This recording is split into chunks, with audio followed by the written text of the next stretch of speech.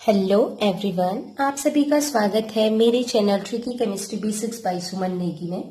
तो आज हम पढ़ेंगे रासायनिक बलगतिकी भाग 6, जिसमें हम पढ़ेंगे अभिक्रिया की कोटि, ऑर्डर ऑफ रिएक्शन के बारे में। हम इसमें सीखेंगे कि अभिक्रिया की कोटि की परिभाषा क्या है, कैसे हम निकालते हैं, कैसी कैसी अभिक्रियाएं होती हैं। वीडियो स्टार्ट करने से पहले आप सभी से रिक्वेस्ट है कि मैंने डिस्क्रिप्शन बॉक्स पे एक लिंक दिया हुआ है, जिसमें हमारा एक कोई डांस कंपटीशन है, उसकी मैंने एक लिंक डाला हुआ है। ठीक है, तो आपसे रिक्वेस्ट है कि प्लीज उस लिंक को ओपन करके उस लिंक को ओपन करके वीडियो देखें और उसमें लाइक जरूर करें, और हो सके तो प्लीज शेयर करें। ठीक है, तो उसके लिए आपसे थैंक यू कहना चाहूंगी। अगर आप सभी करें तो बहुत अच्छी बात है। तो अब हम स्टार्ट करते हैं इस वीडियो को। तो स्टार्ट करते हैं डेफिनेशन से। देखिए, अभी आपको डेफिनेशन समझ नहीं आएगी, एक बार मैं बता रही हूं, मैं एग्जांपल देती हूं उसके बाद। ठीक है, वे कुल अभिकारक। अब आपको पता है अभिकारक रिएक्टेंट जो होते हैं वो अभिक्रिया में भाग लेते हैं और उत्पाद बनाते हैं, प्रोडक्ट। तो हो सकते हैं एक से ज्यादा अभिकारक हो, इसीलिए कह रहा वे कुल अभिकारक। टोटल कितने अभिकारक है? वे कुल अभिकारक जिनकी सांद्रता, कंसंट्रेशन, अभिक्रिया के दौरान बदलती है। पहले 0 मान लीजिए, पहले 100% कंसंट्रेशन थी, 100% थी, थोड़ी देर बाद 80 रह गई, थोड़ी देर बाद 50 रह गई, फिर 40 रह गई। होता है ना, अभिकारक समय के साथ साथ घटता जाता है। तो ऐसे अभिकारक, ऐसे कुल अभिकारकों की संख्या जिनकी सांद्रता ऐसे ही बदल जाएगी, पहले की तुलना में कुछ देर बाद सांद्रता परिवर्तित हो जाएगी, उसे हम कहेंगे अभिक्रिया की कोटि। तो हमने काउंट करने हैं वो सभी अभिकारक, केवल वही अभिकारक जिनकी सांद्रता समय के साथ साथ बदल रही है। ऐसे ही दूसरा परिभाषा में ऐसे भी कह सकते हैं वेग नियम में। वेग नियम, इससे प्रीवियस वाली वीडियो में मैं आपको रेट लॉ बताया था, वेग नियम निकालेंगे। ठीक है, तो वेग नियम आप निकालेंगे, उसमें आप देखेंगे जो अभिकारक हैं, अभिकारकों की सांद्रता के घात जो है, सांद्रता की जो घात है, उन सभी घातों को अगर देखिए, अलग अलग अभिकारक हैं, उनकी सांद्रता के ऊपर जो घात लिखा होगा, उन घातों को अगर जोड़ दें तो उन घातों का योग ही क्या कहलाता है? कोटि।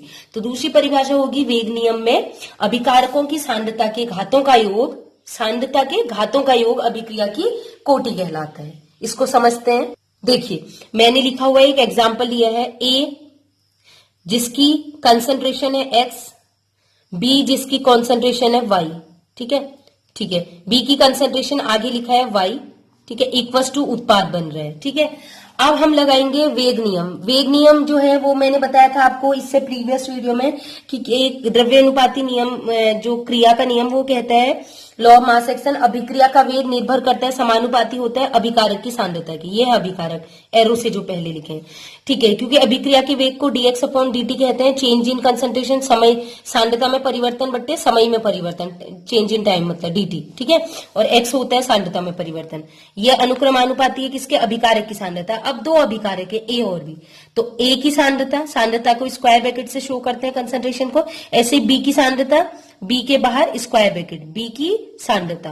अब क्योंकि आपको पता है a के आगे एक नंबर लिखा हुआ है x और b के आगे भी एक नंबर लिखा है y, तो ये इसकी घात में चले जाएगा।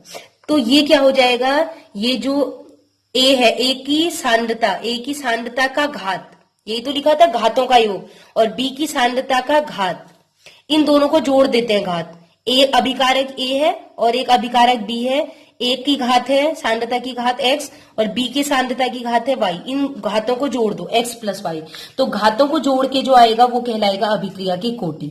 तो अभिक्रिया की कोटि निकालने का बहुत आसान सा है। किसी भी अभिक्रिया के लिए आप रेट नियम मतलब वेग नियम लिखेंगे।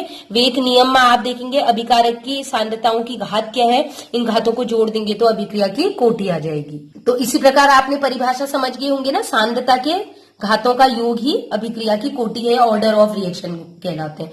देखिए, जो आप पढ़ रहे हैं ना ये चैप्टर, इसमें सबसे इंपोर्टेंट है ही अभिक्रिया की कोटि, ऑर्डर ऑफ रिएक्शन। अभी हमने इसमें डेरिवेशन भी करने हैं, इसीलिए आपको ये समझना बहुत जरूरी है। अब मैं कुछ बेसिक आपको बता रही हूँ। वो बेसिक क्या है?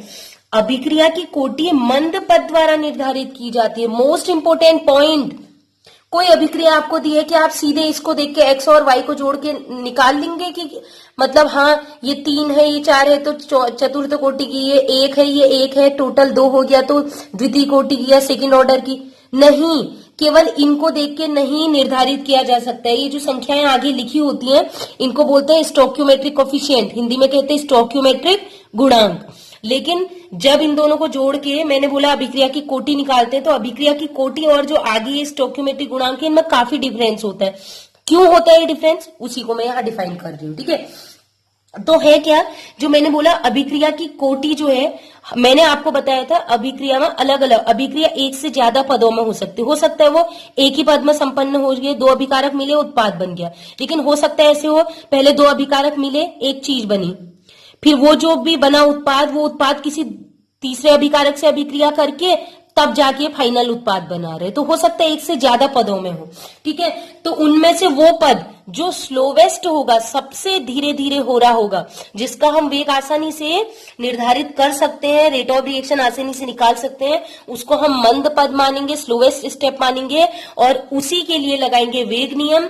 और उस मंद पद के लिए जो भी वेग नियम लग रहा होगा उसकी घातों को जोड़ देंगे तो हमारा अभिक्रिया की कोटि आएगी। तो ऐसा नहीं कि किसी भी अभिक्रिया से आप सीधे सीधे इनको आगे वाली संख्याओं को जोड़ देंगे, नहीं, ये अभिक्रिया पहले हम देखेंगे छोटे छोटे पदों में हो रही है या नहीं। अगर हो रही है तो कौन सा इसका मंद पद है, तो जो मंद पद होगा बस उसके लिए आप वेग नियम निकालना और अभिकारक की सांद्रताओं को जोड़ देना तो आ जाएगा अभिक्रिया की कोटि।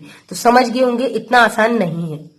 तो इसे डिफाइन करने के लिए मैं बताऊंगी थोड़ा बेसिक से अभिक्रिया के प्रकार या टाइप्स ऑफ केमिकल रिएक्शन। ठीक है, तो अभिक्रियाएं 2 प्रकार की होती हैं। किस आधार पर है कि अभिक्रिया एक पद में है, 1 स्टेप वाली है, 2 स्टेप वाली, 3 स्टेप वाली, किस इसके आधार पर 2 टाइप की होंगी अभिक्रियाएं। ठीक है, तो पहली अभिक्रिया है प्राथमिक अभिक्रियाएं, जिसे इंग्लिश में बोला जाता है एलिमेंट्री रिएक्शन। आपको पता है प्राइमरी वाली जो क्लासेस होती है ना 1 to 5, उसको भी एलिमेंट्री कहा जाता है। तो एलिमेंट्री का मतलब ही होता है बेसिक, प्राथमिक। ठीक है, तो वे अभिक्रियाएं जो केवल एक पद में पूर्ण होंगी, मतलब अभिकारक आपस में अभिक्रिया करेगा और सीधे उत्पाद बनेगा, तो ऐसी अभिक्रियाएं जो केवल एक ही पद में संपन्न होती हैं प्राथमिक अभिक्रियाएं या एलिमेंट्री रिएक्शन कहलाती है। इसको हम ऐसे लिख सकते हैं A+B और मिलके सीधे सीधे क्या बना रहे हैं, उत्पाद। सीधे सीधे उत्पाद इन्होंने बना दिया, एक ही पद में अभिक्रिया पूरी भी होगी, मतलब इन दोनों ने अभिक्रिया किया और सीधे सीधे उत्पाद बन गया। तो एक ही पद में होगी तो हम कहेंगे प्राथमिक अभिक्रियाएं या एलिमेंट्री रिएक्शन इन्हें कहते हैं। तो इनमें क्या होता है, जो भी पद दिया है उसी को हमें स्लो पद माना जाता है, मतलब मंद पद मानना पड़ता है। ठीक है, मतलब ये समझिए बहुत तेज नहीं होगी, धीरे धीरे ही होगी, लेकिन बहुत धीरे भी जरूरी नहीं है। लेकिन क्योंकि एक ही पद है तो दूसरा पद तो है नहीं, केवल एक ही पद दिया है, तो इसी पद से हमें अभिक्रिया का वेग निकालना पड़ेगा। तो इसी के लिए वेग नियम हमें निकालना पड़ेगा, इसी से हम निकालेंगे कोटि। तो इसमें एक ही पद होगा तो वही हम मान लेंगे मंद पद। जैसे कि एक एग्जाम्पल दे रहे हैं H2 + I2 = 2HI, ये एक प्राथमिक अभिक्रिया का उदाहरण है, एलिमेंट्री रिएक्शन का एग्जाम्पल है। ठीक है, मैंने बुक से देखा हुआ है। ठीक है, तो इसमें सीधे होते हैं H2 और I2 को जब रिएक्ट कराते हैं तो सीधे सीधे 2HI बनता है। तो ऐसा नहीं कि पहले H2 टूटेगा देन उसके बाद एक HI से रिएक्ट करेगा, ऐसा नहीं, सीधे सीधे H2 I2 से एक ही स्टेप में रिएक्ट करके बना लेता है। तो एक ही पद है तो ये मंद पद ही माना जाएगा। ठीक है, मंद पद माना जाएगा, तो इसी के लिए हम निकालेंगे अभिक्रिया का कौन सा, वेग नियम। वेग नियम कहता है अभिक्रिया का वेग अनुक्रमानुपाती होता है इसकी सांद्रता और इसकी सांद्रता से। फिर मैंने बोला था अनुक्रमानुपाती का चिन्ह हटेगा तो K आ जाएगा, K H2 की सांद्रता और I2 की सांद्रता। क्योंकि इसके आगे कुछ नहीं लिखा है तो आप 1 मान लेना, इसके आगे भी यहाँ पर कुछ नहीं लिखा है तो इसको 1 मान लेना। तो अभिक्रिया की कोटि क्या हो जाएगी, इसकी सांद्रता की घात 1 और इसकी सांद्रता की घात 1, तो 1 और 1 हो गया 2, मतलब ये द्वितीय कोटि की अभिक्रिया है ये, और हम इसे कहते हैं सेकेंड ऑर्डर रिएक्शन। तो आपको क्या करना है, जो एलिमेंट्री रिएक्शन होंगी, प्राथमिक रिएक्शन होंगी, क्योंकि उसमें एक ही पद होता है तो सीधे सीधे इसके आगे की संख्याएं देखोगे, इसके आगे कुछ नहीं है तो 1 है, इसके आगे कुछ नहीं है तो 1 है, इसको जोड़ोगे सीधे सीधे कोटि यहीं से पता चल जाएगा, 1 1 कितना होगी 2, सेकेंड ऑर्डर रिएक्शन। ऐसे ही एक दूसरा एग्जांपल है एलिमेंट्री रिएक्शन का 2NO + O2। तो NO की रिएक्शन जब O2 से कराते हैं तो एक ही स्टेप में 2NO2 बनता है, तो एक ही स्टेप में बन रहा है तो इसको सीधे सीधे हम मंद पद मान लेंगे। तो इसके लिए वेग नियम लगाएंगे। वेग नियम कहता है वही प्रोपोर्शनल वाला है, प्रोपोर्शनल हटेगा तो K स्थिरांक आ जाएगा। ठीक है, K NO की सांद्रता स्क्वायर ब्रैकेट और आगे 2 लिखा है तो वो घात में चला जाएगा 2। ऐसे ही प्लस की जगह क्या लगाते हैं, गुणा, इंटू O2 की सांद्रता। देखिए इसको 2 लिखा है, जो इसके इधर लिखा है इसको मत पहुंचाना ऊपर, जो आगे संख्याएं होंगी ये ऊपर जाएंगे। O2 के आगे कुछ नहीं है तो आप मान लेना कि 1 है, O2 मतलब 1 है, ठीक है। तो ये आगे लिख दिया। आप घातों को जोड़ दो, क्योंकि ये प्राथमिक अभिक्रिया है, एक ही पद में होती है, तो सीधे सीधे इनके आगे की संख्या को जोड़ के निकालेंगे। 2 + 1 कितना हो गया, 3। तो ये तृतीय कोटि की अभिक्रिया है, मतलब थर्ड ऑर्डर रिएक्शन है। तो आपको देखिए बुक्स में आपकी जो 12th वाली स्टूडेंट है, BSc MSc जो भी है, आपको मेंशन कर दिया जाएगा कि ये प्राथमिक अभिक्रिया है या एलिमेंट्री रिएक्शन है। तो आपको जब वो बता देगा कि ये एलिमेंट्री रिएक्शन है तो सीधे सीधे आप अभिकारक के आगे संख्या देखोगे, उनको जोड़ोगे और अभिक्रिया की कोटि सीधे लिख लेंगे। लेकिन दूसरे प्रकार की अभिक्रिया होती है जटिल अभिक्रियाएं, जिसे हम कॉम्प्लेक्स रिएक्शन भी कहते हैं। नाम से लग रहा बहुत कॉम्प्लिकेटेड है, ठीक है। तो कॉम्प्लिकेटेड रिएक्शन है तो ये ऐसी रिएक्शन होती है जो एक से ज्यादा पद होते हैं। दिखने में तो ओवरऑल रिएक्शन आपको एक दे ही है, लेकिन वास्तव में जब वो अभिक्रिया करेंगे तो वो क्या होगा, उस अलग अलग पदों में होगी। मतलब वो कभी वो धीरे हो रही होगी, कभी वो तेज हो रही होगी, ठीक है। अलग अलग पद होंगे। तो वे अभिक्रियाएं जो एक से अधिक पदों में संपन्न होती हैं जटिल अभिक्रियाएं कहलाती हैं, जटिली हैं। तो एक से अधिक पद में संपन्न हो रही होगी तो हो सकता है कोई पद में तेजी से अभिक्रिया हो रही है, कोई पद धीरे धीरे हो रहा हो, कोई पद और धीरे धीरे हो रहा हो। समझ रहे हो, अलग अलग स्टेप, और अलग अलग स्टेप है तो उनका वेग भी अलग अलग होता है। तो इन अभिक्रियाओं में वे पद जिनका वेग मंद होता है, देखिए मैंने बोला जो कॉम्प्लेक्स रिएक्शन है, जटिल अभिक्रिया है, वो एक से ज्यादा पदों में संपन्न हो रही है। तो कोई पद इसका हो सकता है स्लो हो, कोई हो सकता है फास्ट हो, लेकिन वो वाला पद जिसका वेग सबसे स्लो होगा, मतलब स्लोवेस्ट होगा, सबसे मंद होगा, उसको हम क्या मानेंगे, मंद पद, और उसी से हम अभिक्रिया की कोटि का निर्धारण करेंगे।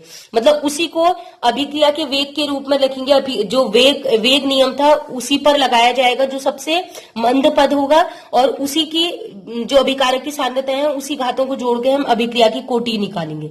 मंद पद आपने देखना है, ठीक है। तो अब आगे लिखा है प्रत्येक पद को प्राथमिक अभिक्रिया के रूप में लिया जा सकता है और प्रत्येक पद का वेग भिन्न भिन्न होता है।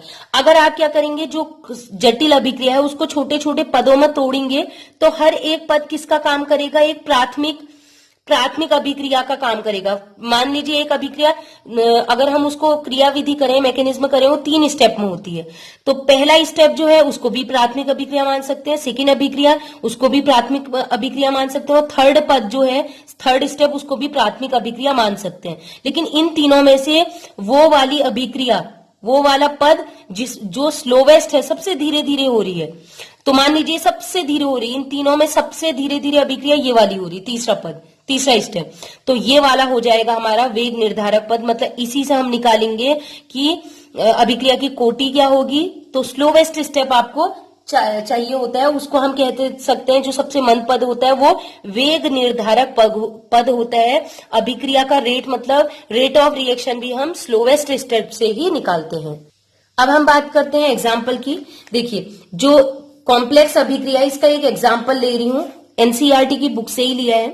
2H2O, यह है हाइड्रोजन पेरोक्साइड, इसके 2 मॉलिक्यूल लिए, और प्लस I नेगेटिव और क्षारीय माध्यम में इन दोनों की अभिक्रिया कराते हैं तो बनता है 2H2O, मतलब 2 वाटर के मॉलिक्यूल और 1 ऑक्सीजन का मॉलिक्यूल।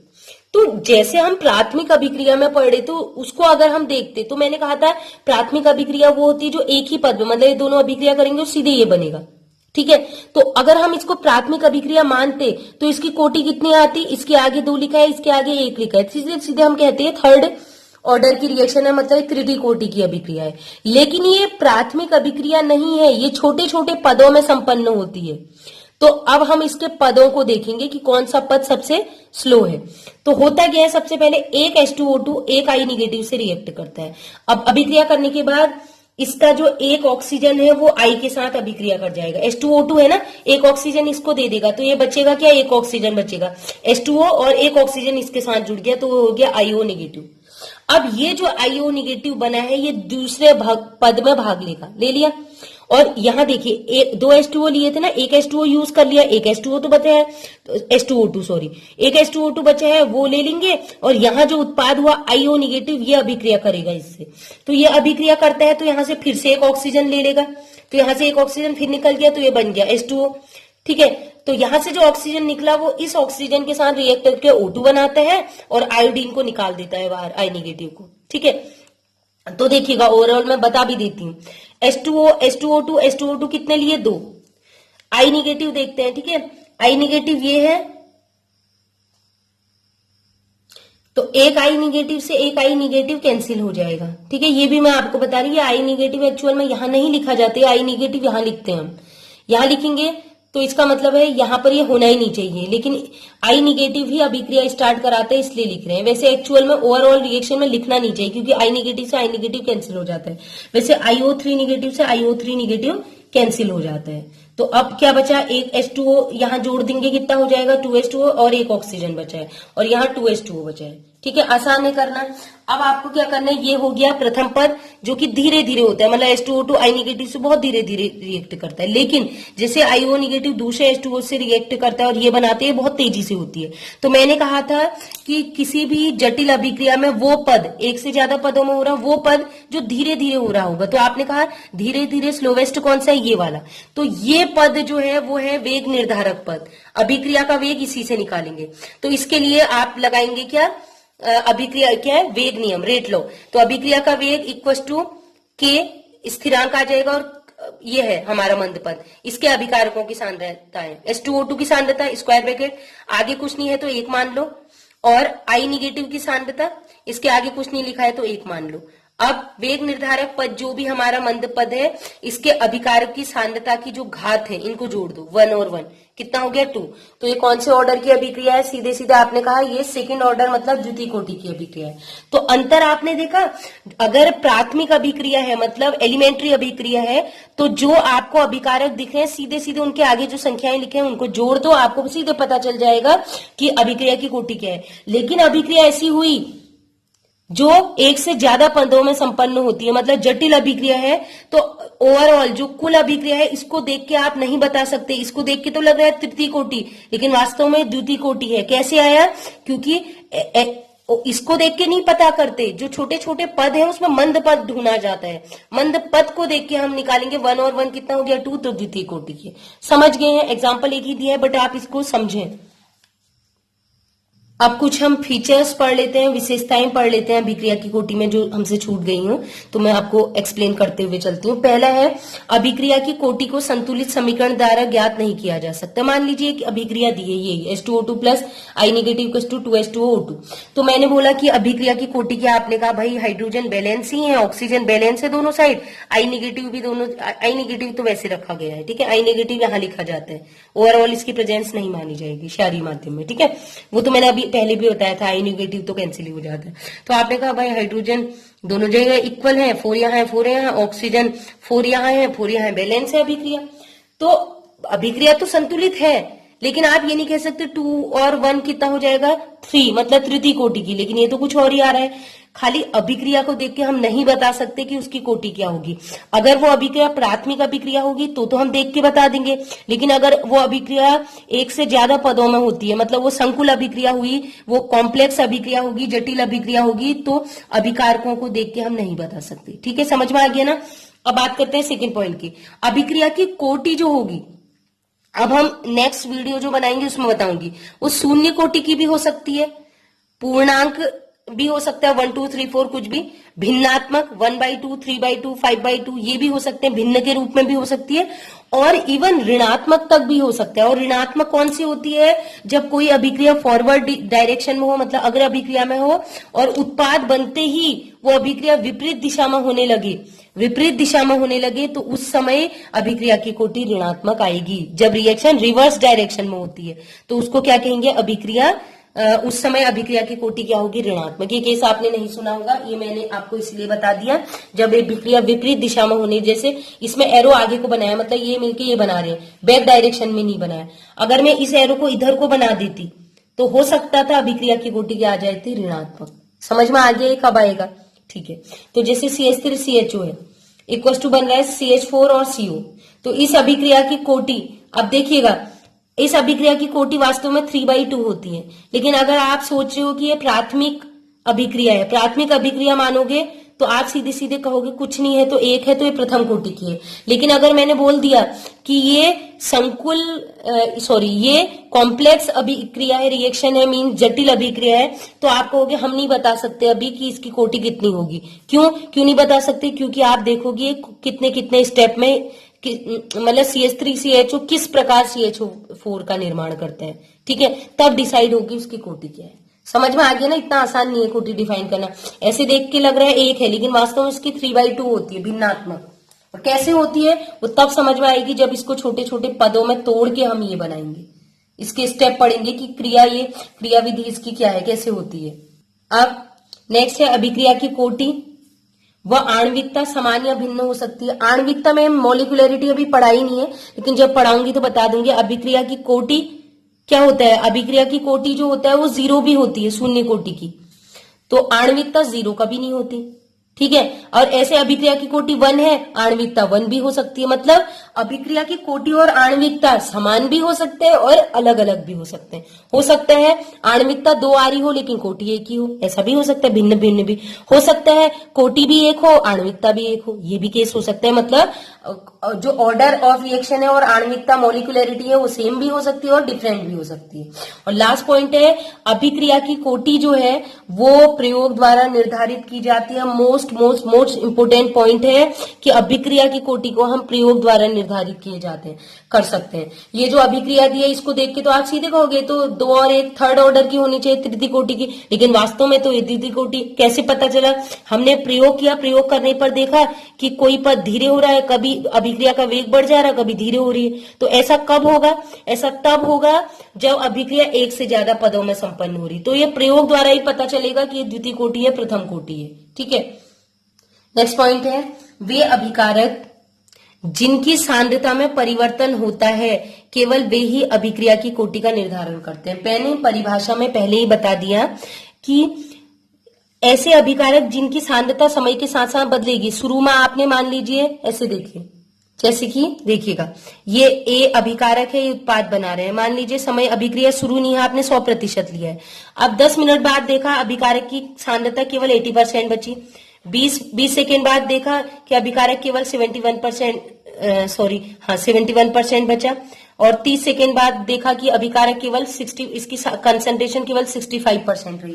तो आप देख रहे हैं जैसे जैसे समय बीत रहे हैं सांद्रताएं बदलती जा रही हैं, परिवर्तन हो रहा है। तो केवल वे अभिकारक जिनकी सांद्रता में परिवर्तन होगा, केवल वही, उसी से हम निर्धारित करेंगे कि अभिक्रिया की कोटि क्या होगी। ऐसा नहीं जिसके मान लीजिए कोई अभिकारक है उसकी सांद्रता 100% है, 10 सेकेंड बाद भी देखा 100% है, 20 सेकेंड बाद भी 100% है, 30 सेकेंड बाद भी 100%। मतलब अभिकारक की सांद्रता में कोई परिवर्तन नहीं हो रहा, कंसंट्रेशन में कोई चेंज नहीं आ रहा। तो अगर सांद्रता में कंसंट्रेशन में कोई चेंज नहीं आ रहा तो वो अभिकारक अभिक्रिया मतलब कोटि का निर्धारण नहीं करेगा। जैसे कि एग्जाम्पल, ये अभी मैं बाद में भी डिफाइन करूंगी जब हम स्यूडो ऑर्डर पढ़ेंगे छद्म कोटि की अभिक्रिया। तो वहां यह है CH3CO C2H5 एथाइल एसीटेट, इसे कहा जाता है, कार्बनिक रसायन में भी पढ़ना है, एस्टर कहते हैं इसे।